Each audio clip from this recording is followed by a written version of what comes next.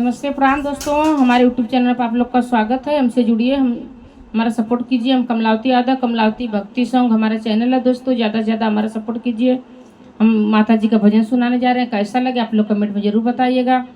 फुल watch करके देखिए हमारे दोस्तों, हमारा सपोर्ट कीजिए हमारे यूट्यूब फैमिली। लाली लाली डोलिया से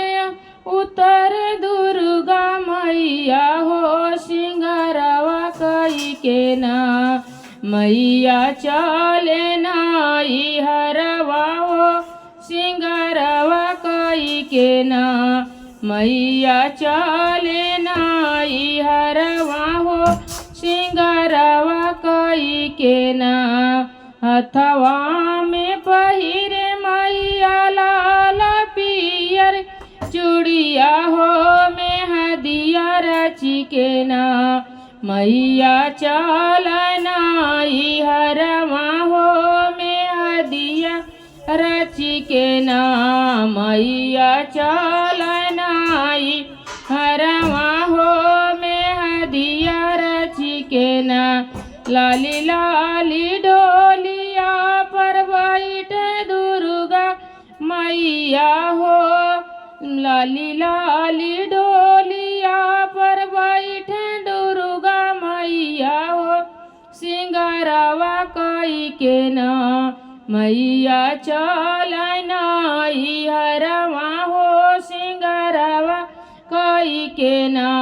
मैया चलनाई हरवा हो, सिंगारवा कई के ना गरवा में पहिरे मैया ढाउल के हरवा हो, कमरिया पहिरे ना हो, कमरिया पहिरे ना मैया मोतियन कर धनिया हो, कमरिया पहिरे ना मैया मोतियन कर धनिया हो, कमरिया पहिरे ना लाली लाली डोलिया में बैठे दुर्गा मैया हो, सिंगारवा कई के ना मैया चलनाई हरवा हो, सिंगारवा कई के ना मैया चलनाई हरवा हो, सिंगारवा कई के ना पौआ में पहिन मैया रूनु जुनी पायलिया हो, महावर रची के ना हो, महावर रची के ना मैया चलनाई हरवा हो, महावर रची के ना मैया चलनाई हरवा हो, महावर रची के ना लाली लाली डोलिया में बैठे दुर्गा मैया हो, सिंगारवा कई के ना मैया चलनाई हरवा हो, सिंगारवा कई के ना मैया चलनाई हरवा हो, सिंगारवा कई के ना मैया चलनाई हरवा हो, सिंगारवा कई के ना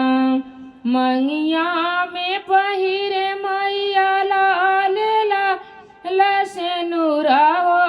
ओढ़निया ओढ़ी के ना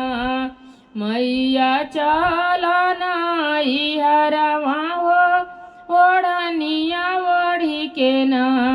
मैया चलनाई हरवा हो, ओढ़निया ओढ़ी के ना लाली लाली डोलिया में बैठे दुर्गा मैया हो, सिंगारवा कई के ना मैया चलनाई हरवा हो, सिंगारवा कई के ना मैया चलनाई हरवा हो, सिंगारवा कई के ना मैया चलनाई हरवा हो, सिंगारवा कई के न